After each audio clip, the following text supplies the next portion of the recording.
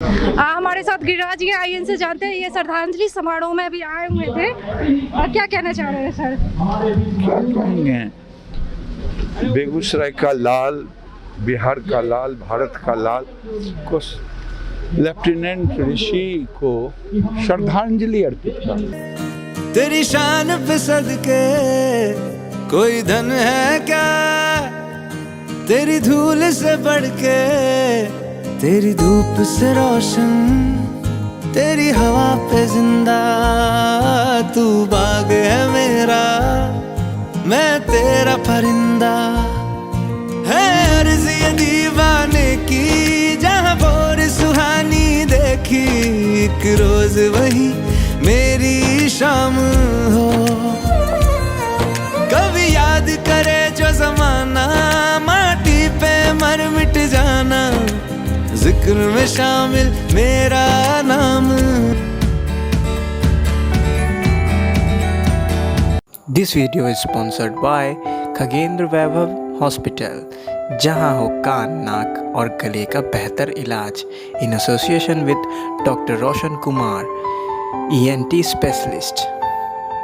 जी mayor Shri Rajkumar Singh ji, Shri Phulena Singh ji, Shri Sanjay Babu पूर्व mayor, Shri Amrendra ji, Kundan Bharti ji, Prabhakar Rai ji, Sumant Sahni ji, Shri Sanjay Kumar Singh ji, professor Kamlesh Prasad Singh ji और उपस्थित सभी महानुभाव, आज के इस अवसर पर श्रद्धांजलि सभा में वक्तव्य का हम समझते हैं कि कोई खास ज़रूरत नहीं है।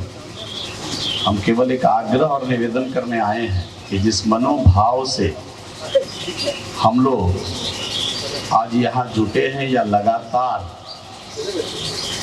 जिस गार्जियन ने, जिस अभिभावक ने, जिस बाप ने बेटे को खोया है, इतने नौजवान साथीगण यहाँ हैं, हम समझते हैं कि उनको हमेशा उनके साथ पिता तुल्य व्यवहार करते हुए एक पुत्र की कमी उनके जीवन में भरने का अगर प्रयास करेंगे तो ये सच्ची श्रद्धांजलि ऋषि कुमार के लिए होगी।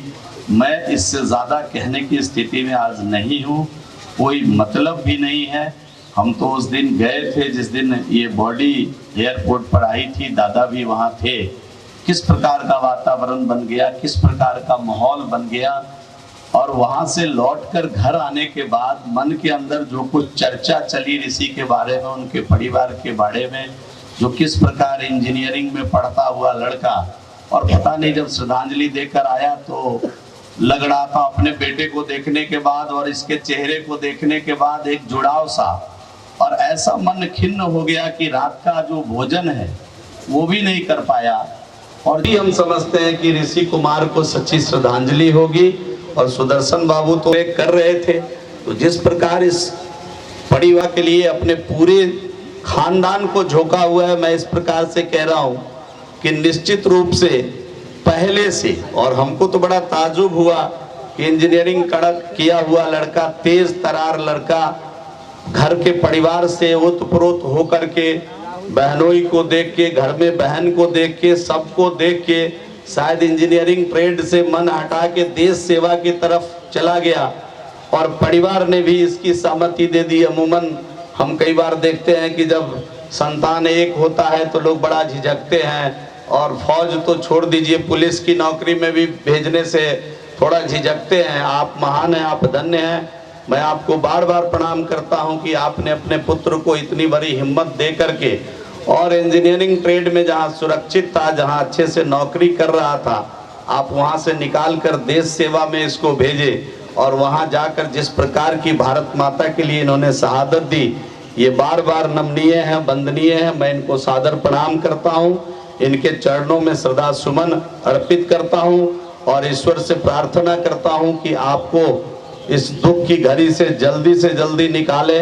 और हम आपसे आग्रह करते हैं कि जितनी छोटी छोटी बातें आ रही थी, रोड का, चौक का, दादा जब हैं, दादा ने जब कह दिया तो हम समझते हैं कि वह काम हो गया।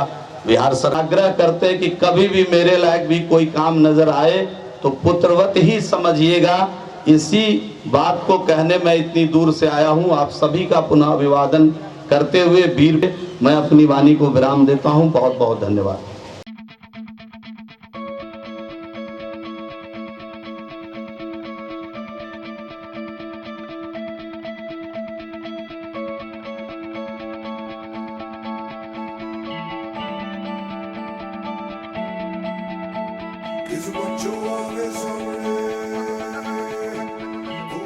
है और केंद्रीय जनप्रतिनिधिगण, मंत्रीगण, महर्षि होते, उन्होंने भी अपना देह दान किया है। ऋषि कुमार ने भी अपना देह दान किया है और ऋषि नहीं होगा। हरभजन सिंह वो क्रिकेट खिलाड़ी नहीं, पंजाब रेजिमेंट का हरभजन सिंह जो 1966 में भारतीय सेना में आए थे और 1968 में उन्होंने वीर गति प्राप्त की। कहानी बहुत अनोखी है और सच है, बिल्कुल सच है। उनकी लाश जब नहीं मिली तो उन्होंने अपने रेजिमेंट के अपने साथी को सपना दिया और बताया कि मेरी लाश वहां है। वो भारत चीन सीमा पर तैनात थे। उनकी लाश लाई गई, अंत्यक्रिया की गई, लेकिन एक घनघोर आश्चर्य की बात है कि वो आज भी भारतीय सेना में मौजूद हैं। उनकी रैंक बढ़ रही है, उनको प्रमोशन मिल रहा है, उनके जूते उसी तरीके से चमकाए जाते हैं, उनकी वर्दियां उसी तरीके से रखी जाती हैं। घर पर भेजे जाते थे और 2 महीना के बाद फिर उनको छुट्टी में लाया जाता था। आजकल भारतीय न्यायाधिकरण की जो स्थिति देख रहे हैं, हमारे साथ गिरिराज जी आईएन से जानते हैं, ये श्रद्धांजलि समारोह में भी आए हुए थे। क्या कहना चाह रहे हैं सर? क्या कहेंगे, बेगूसराय का लाल, बिहार का लाल, भारत का लाल को लेफ्टिनेंट ऋषि को श्रद्धांजलि अर्पित कर।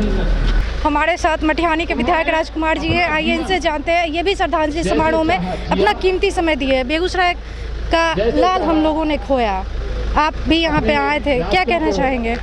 क्या कहेंगे, ये शहादत, मैंने तो कहा ही कि ये शहादत सिर्फ ऋषि रंजन ने अपनी जान देकर नहीं दी है, पूरा परिवार शहीद हुआ है साथ में।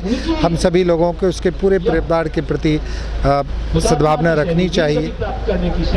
बिल्कुल, आपने बिल्कुल सही बात बताई। चलिए, आपका बहुत बहुत धन्यवाद। लाल हम लोगों ने खोया है, आज श्रद्धांजलि समारोह में आप भी आए हैं, क्या कहना चाहेंगे? देखिए,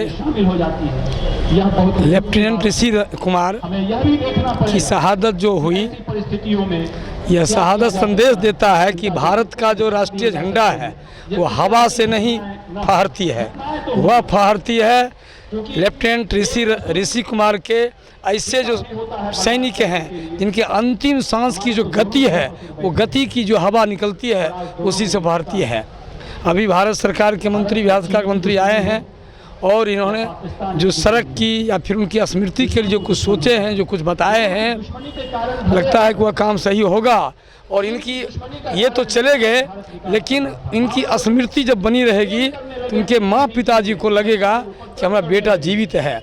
वास्तव में मैं भगवान से प्रार्थना करता हूँ कि ये दुख जो दिए हैं, लेकिन दुख को साहस करने के लिए उनके माँ पिताजी को ताकत भी दीजिए। बिल्कुल, आपने सही बात बताया। चलिए, आपका बहुत बहुत धन्यवाद। यही उनकी शब्द देने के कि जिस तरह लिए मात्र 23 साल की उम्र में उन्होंने लेफ्टिनेंट बनकर बेगूसराय जिले का नाम पूरे देश में रोशन किया, बहुत ज़्यादा ये काफी गर्व की बात है और तमाम युवा वर्ग को इससे सीख लेनी चाहिए। और इनकी स्मृति पर और यूथ क्लब पन्हास के द्वारा आगामी 5 दिसंबर को ITI मैदान राजनेतागण, जनप्रतिनिधिगण एक वॉलीबॉल प्रतियोगिता का आयोजन किया जा रहा है। श्रद्धांजलि सभा का भी आयोजन वहाँ होगा। हम केबी स्टूडियो के माध्यम से तमाम बेगूसराय जिले वासियों को आमंत्रित करना चाहेंगे। औपचारिकता आप लोग की उपस्थिति अनिवार्य है, उपस्थित होकर उनकी श्रद्धांजलि अवश्य उपस्थित हो, जिससे हमारे ऋषि भाई जो हमारे नहीं है, उनकी आत्मा, जनप्रतिनिधि हैं, मंत्री हैं, कृपया करके ये बताएं